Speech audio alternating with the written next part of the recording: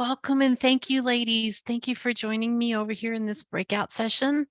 I am so encouraged by everything that we have heard so far. It is so powerful. I hope you're getting as much from it as I am. As we get into this section, I would like to share my screen with you. Let me see if I can get it to come up. So as was mentioned, my name is Christal, and I am the CEO and founder of Homeschooling for Life, and I run a program called Beyond the Curriculum in that particular platform. But in this session, we are going to touch on understanding motivation through communication skills. As you can see here, I have several children, and they all have multiple personalities. No two of them are exactly alike. And each week we still meet and we learn from each other and we learn with each other, and we meet via Zoom. And it's very important that we know what drives each of us, because while we're in that session, we are going to motivate, communicate, and encourage one another. But the one question that I get asked more often than not when it comes to the homeschooling environment and our children is, how do you motivate your student?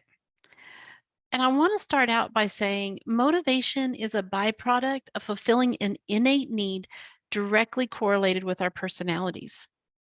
Now, we're going to cover a lot of information in this particular session, and we're going to go through it real fast, and you may miss some of it. Don't worry, you can reach out to me at coachcristal.com, and I will answer any questions that you have and have a discussion with you about, whatever information that you might have missed, and follow up with you on whatever you might need to know. So just know that we're going to go fast, but that you can still reach me. Now, by understanding how we and our students are wired, we in turn understand the drive that ignites and motivates them, and ignites their motivation. Now, there are clear lines that connect how we are wired versus what really motivates us. And in fact, for many of us, when we tap into our primary motivation, we can sustain a higher level of activity for a prolonged amount of time. The very first step in the process is to determine our personality indicator. My go-to assessment for determining that is the DISC personality indicator. Since I am a certified DISC consultant, it just makes sense that that's the one I use. As you can see from this particular chart, we could spend hours digging deep into each individual unique design. But for the sake of time, we will keep this very generic and just look at the 4 major quadrants. If you would like to go deeper, again, just reach out to me and we can definitely do that. If you did not already, please grab a pencil and a piece of paper. I'm going to explain each letter, the D, I, S, and C, and identify character traits associated with each one of the dominant traits. Keep in mind that no one is any single one of these dominant traits. We are a combination of 2 or 3 in varying magnitudes. However, for the purpose of this demonstration, we're going to seek out the one single identifier that stands out most. So now on your piece of paper, I want you to jot down the names of your students or family members or team or coworkers, whoever you want to try to assess, including yourself. And as I go through the dominant traits, try to identify that one letter, that one quadrant that you feel primarily demonstrates that particular person's personality. When we're done, each name that's on your paper will have a letter next to it. It will have the letter that best represents them. It will not be perfect. It will not be exact. It will be what primarily represents them. Okay, are you ready? All right, let's get started. D. The first letter in the DISC assessment is the letter D, and this letter represents dominant, direct, outgoing. These people seek control, they're decisive and direct, and they want to see results. These individuals are comfortable with people who support their needs, and they are people who you can count on. If a job needs done, it needs done quickly. They're the ones that's going to walk in and do it. Keep in mind that this only makes up about 3% of the population, as you can see up there. And 3% of the population is not very much. So this may not fit into a lot of the people's names that's on your paper, but if it does, then you have a very bold group of people. Bold is a word that kind of describes a D. They're kind of like people who come in and just plow things over, get the job done, and then clean up the mess afterwards. And there's not anything wrong with that. There's a time and a season for that. Thankfully, there's only 3% of population that does that. Their greatest fear is being taken advantage of. So that's something to keep in mind as we move forward through these slides. Okay, so D, they seek control, decisive, direct, and they want results.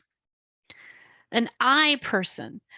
An I person makes up about 11% of the population. And the words that describe an I person is persuasive, spontaneous, friendly, spotlight. If you can picture an I person is a person who's like, whenever you say you're going to go on a trip, they're like, oh, great, who's going with us? Where's the party? Where's the clan? They're highly influential. These people make great speakers. They like to be in the front of the crowd. They're persuasive. They provoke a sense of enthusiasm amongst people. Their greatest fear, though, is rejection and loss of approval. Now, remember, as we go through these letters, this is just for the purpose of trying to identify each of the names that's on your list. We'll talk more about what motivates each of these letters as we move forward, each of these personality types. S, this is the most popular one. 69% of the population is considered an S personality as a primary trait. Again, we're a combination of multiple different letters, but we're looking for what is the primary trait. And 69% of the population has S as their primary trait. S stands for steady, supportive. They're easygoing. They're relaxed. They're patient. They're well balanced. They have that they don't get excited and then get underly excited and depressed, and they're not all over the charts. They're extremely loyal. They're the people that you can count on if you're in a fix and you need them to get you out of that fix. They're the ones that's going to come to your side. Their biggest fear is loss of security or confrontation. These are not confrontational people. They do not like to face confrontation. They're very accepting. So if you know somebody in your list that is easygoing, likes everybody, doesn't like conflict, they're well balanced, then put an S by their name. C. C makes up about 17% of the population. They're compliant, analytical, planners, and accurate. And what I mean by that is these are the people that when you hire them, if they're going to get hired, they're going to read the policy and procedure book, every word of it, and they're going to make sure that they are absolutely in compliance to every policy and procedure. If you have a child who when you say something to your child, we can't do it this way, we have to do it that way, they are going to follow that particular procedure. They need accuracy, and they're comfortable with details. They are drawn to people who are more outgoing, even though they are not necessarily a people person. They're highly analytical. They analyze everything and they need all the details. So this particular person, if you come along and you say, Sue had a baby, just you got to put it into where she had it, when she had it, how much was the baby, and put it in a graph and probably in a spreadsheet, if that makes sense. So for a C, 17% of the population, their greatest fear is criticism. And when I say what their greatest fear is, it means that's what's going to shut them down. That's what's going to demotivate them. That's very important to understand. So as a quick overview as to what we have here, the D is a bold personality. Remember, on your piece of paper, you're trying to come up with one of these letters here that represents each one of the names that's on your list. So they're either going to be a D, I, S, or C, and you're going to put that next to their names. And this is going to be important for understanding that person as we move forward to what motivates them or motivating factors. So a D would be bold. They seek control, decisive, direct, and results. They want results. I, they're the talkative people, persuasive, spontaneous, friendly. It's all about the people. Quantity over quality when it comes to people is what defines the I's. The S's, they are reserved. They're team-oriented, follow through, loyal, and accepting. But the thing about the S is they prefer quality over quantity when it comes to people. One or two really close friends, that's what they need in a person. But the C, analytical. This person is compliant, analytical. They're a planner, accurate. They love details, data, and graphs. So put the letter down next to each name that you have, and we will move forward from there. You got it? Okay. Next, we're going to look at the primary motivation. Remember, primary motivation comes from the personality indicator and is a byproduct, usually of their strengths that are identified within the personality indicator. So in the next slides, we're going to be talking about some strengths that go along with the primary motivation. So if the D is a born leader, is goal-oriented, and seeks practical solutions and excels in emergencies, then one of the things that's going to trigger them to be motivated is a good challenge. So a D is a person who loves achievements. They are going to be that personality type that is competitive, probably, even if that competitiveness comes within themselves. They're going to want freedom to be in control, autonomy, ownership. They want to know that they can come in and they can take ownership of a situation and make it happen. They want the power to be able to make the decisions. They don't deal well with micromanaging.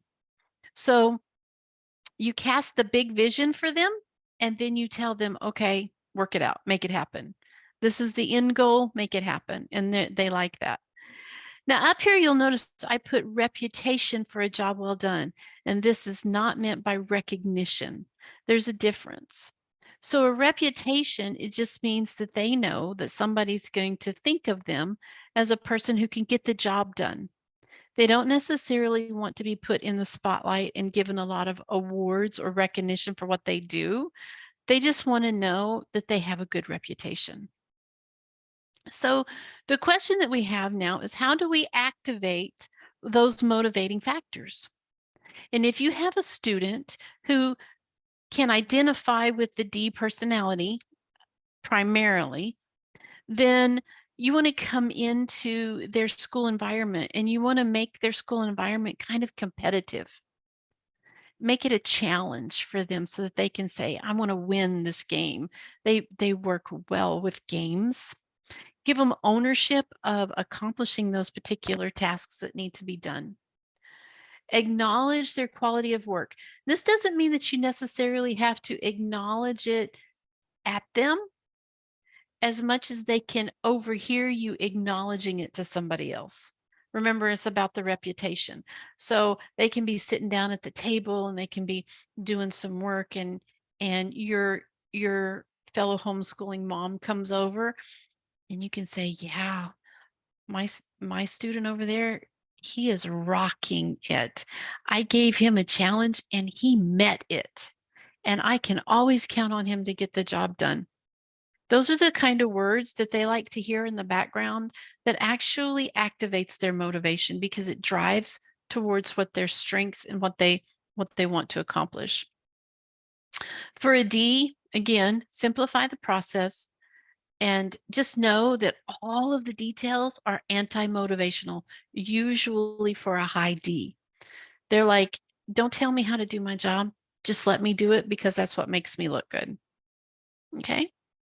If you have a student who is a high D, try to stay in that achievement zone. That achievement zone is going to make them feel like they're accomplishing what they need to every single day. Goal-oriented, get the job done. Okay, let's talk about the I. Now, this is a person who their motivation is all about the people, right? They love people, people, people. They thrive on people. So when you think about an I's strengths, you're going to see that they make friends easily. They volunteer for jobs. They have a lot of high energy and they're good speakers when they're around people.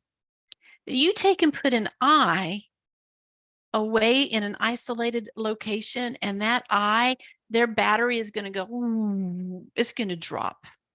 It's going to suck the energy right out of them.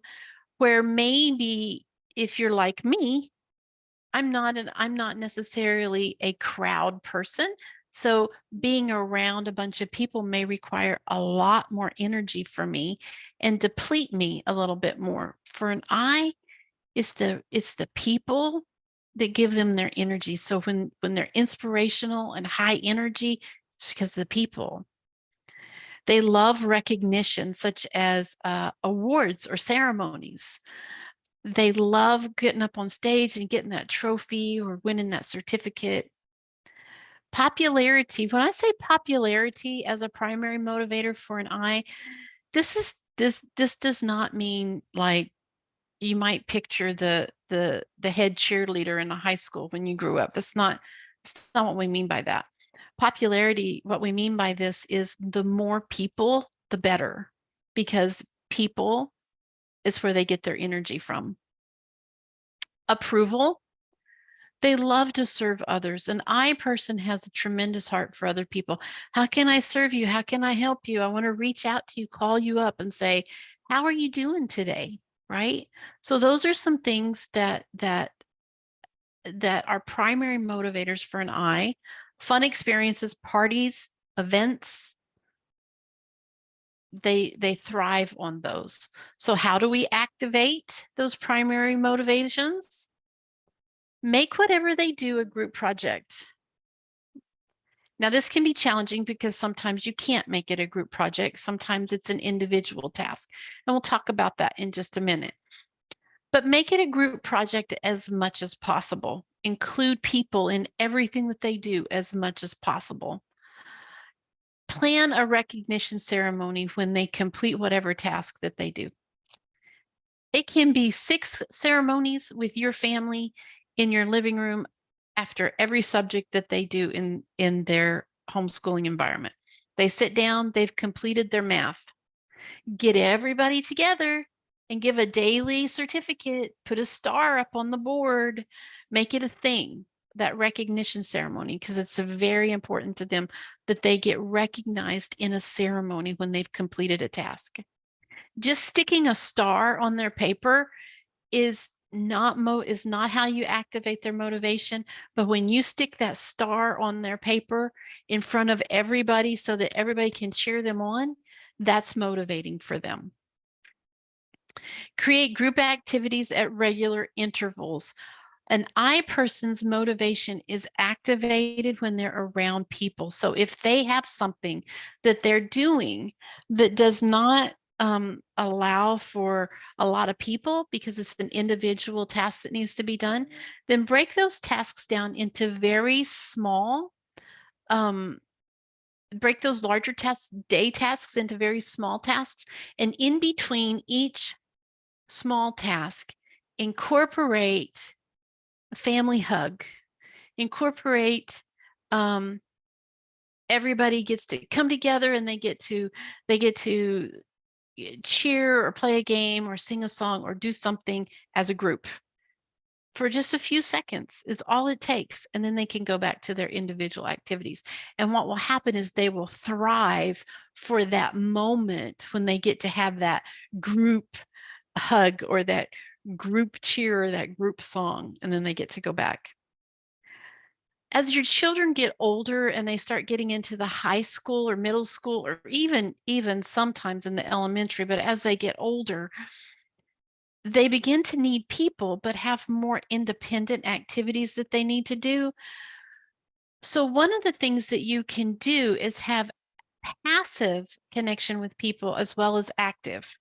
Active connection is where you get together and you do things actively speaking with one another, playing games and things like that.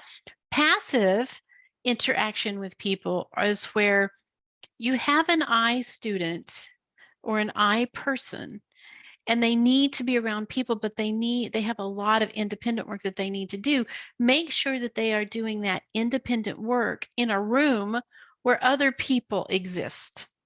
Because even if they're not actively interacting with this other person, the energy from the other person's presence activates their motivation.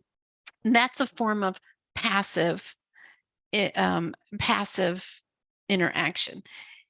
Keyword for an I is that it is people, it is people, it is people.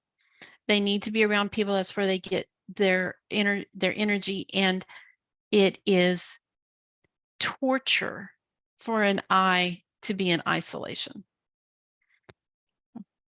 Okay. S's. Ooh, these are the hardest ones. They make up the majority of the population, but they're easygoing, they're well balanced, reliable, dependable, consistent. They look out for others, and they're great listeners. But sometimes when you see an S, you almost think that their emotions are flatlined, right? They don't get excited or motivated. They don't get down, out, and depressed. And so they are the hardest ones to trigger or find or discover those motivating factors. And what's interesting is that it makes up the majority of the population, as I had mentioned. So the things that an S needs is security. They need to know that things are going to be even keel. They need to know that their psychological needs are met, such as autonomy, competence, relatedness, that one-on-one quality relationship. They thrive on appreciation or words of praise. Not that they need it blasted out everywhere, because they're not about being in front of a crowd, even though they could do that if they needed to. They're very stable and they have a friendly environment. Now, how do you activate those primary motivations of a flatline personality? They need purpose. They need purpose. And this is what's interesting about an S. When an S gets excited about a purpose, you kind of see that uptick in their heart, in their heart rate, in their motivation. And if they feel like that you listen to them, if they feel like that they feel valued and important, and they feel secure, then they feel motivated. The minute that they don't feel listened to, the minute that they don't feel secure or stable, their motivation wanes. Remember, motivation is a byproduct of an innate need that we all are seeking for.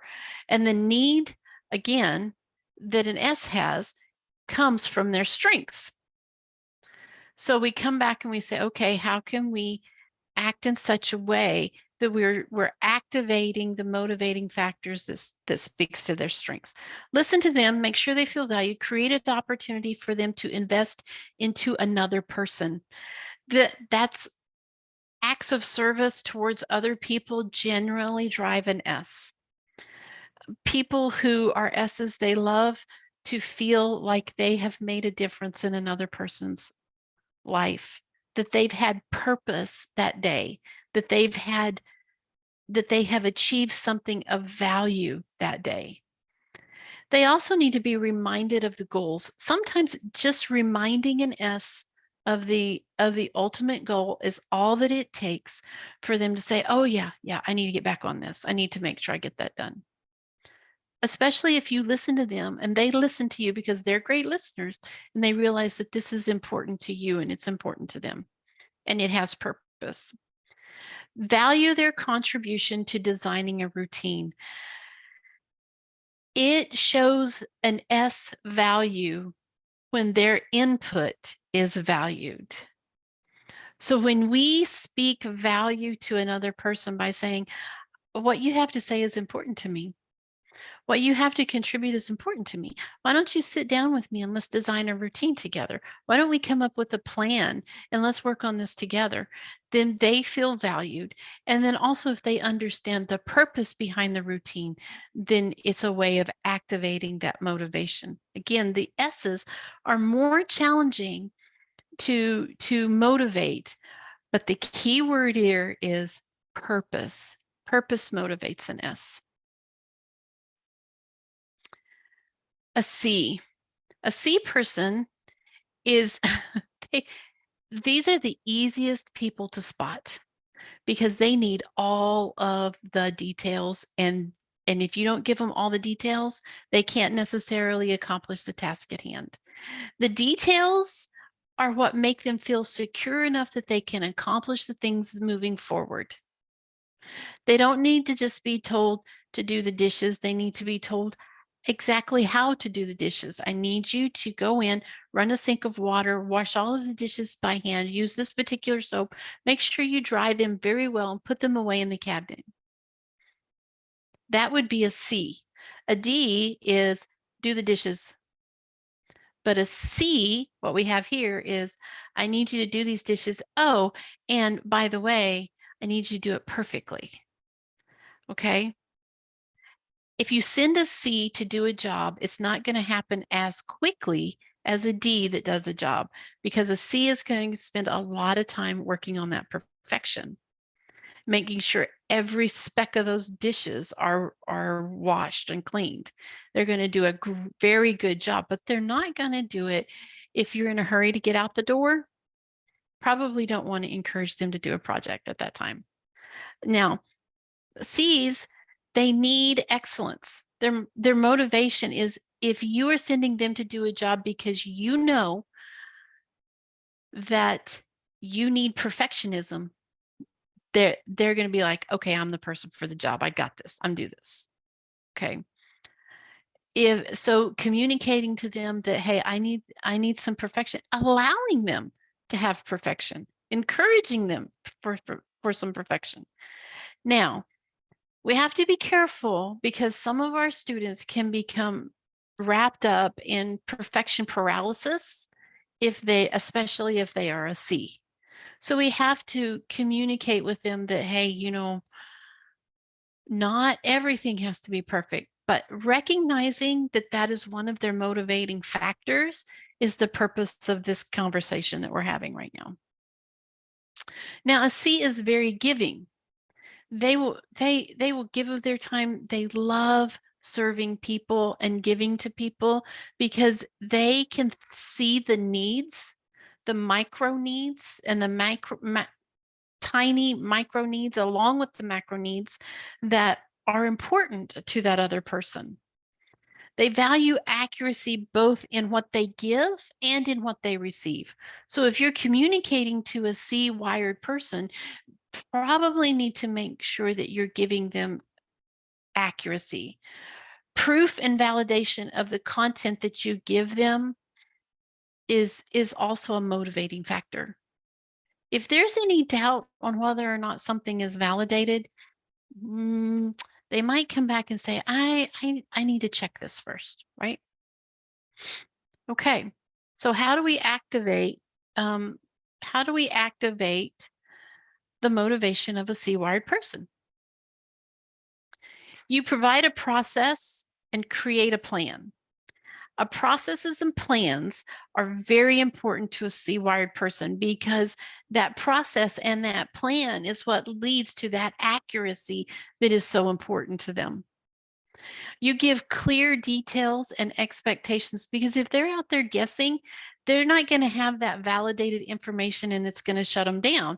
But if they have clear details and expectations, then they're going to know that this process, this plan, it has been validated. All the T's are crossed, all the I's are dotted. They can achieve perfection if they do what they're asked to do. I encourage you, if you have older students, especially, create spreadsheets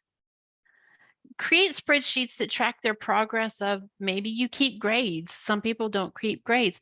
Maybe you are completing a number of books that you're reading, or you're completing classes or subject matter, or you're trying to check off certain college courses that is mapped out in the associate's degree for one particular degree plan.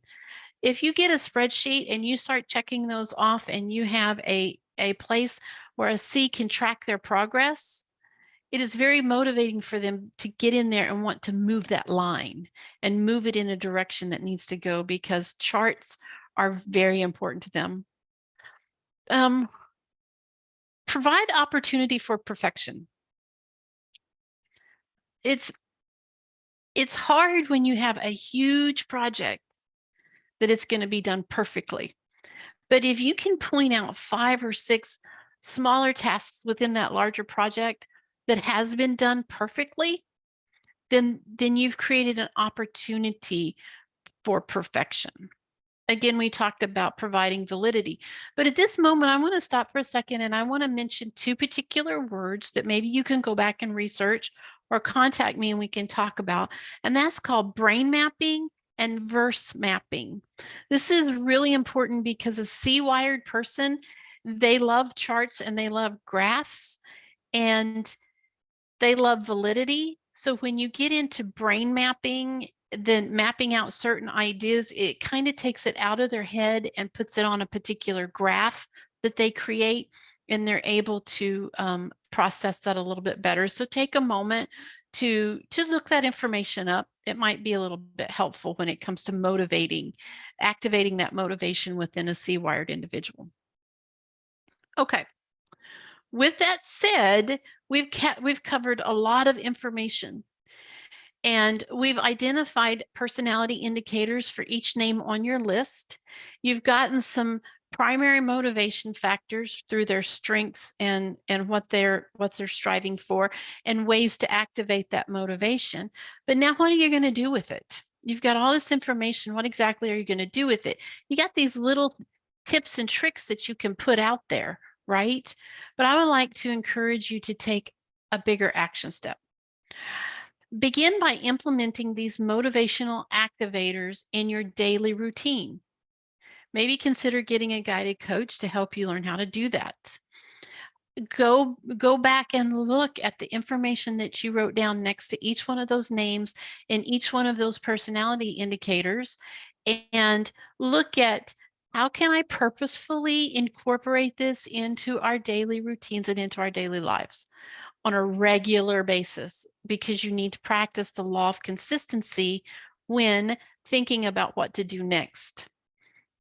Being intentional, being consistent, being mindful. Number 2, if you're having trouble identifying the personality indicator, schedule an assessment to determine what activates your student's motivation. If you can't figure out what their personality indicator is, then it makes it a little bit more challenging when it comes to deciding how to motivate your student. Remember that the personality indicator is paramount to understanding the byproduct of motivation. Lastly, create an environment that is conducive to that particular personality indicator. And if you need to know a little bit more on how to do that, reach out to me anytime. But what's mostly important is that you are innovative and you think outside the box, and you come up with ways that you can incorporate this into your daily activities for the things that actually motivate your student. With that said, Oh, let me see if I can stop sharing here. With that said, I am always available if you want to reach out to me, and I look forward to seeing you back in the main room.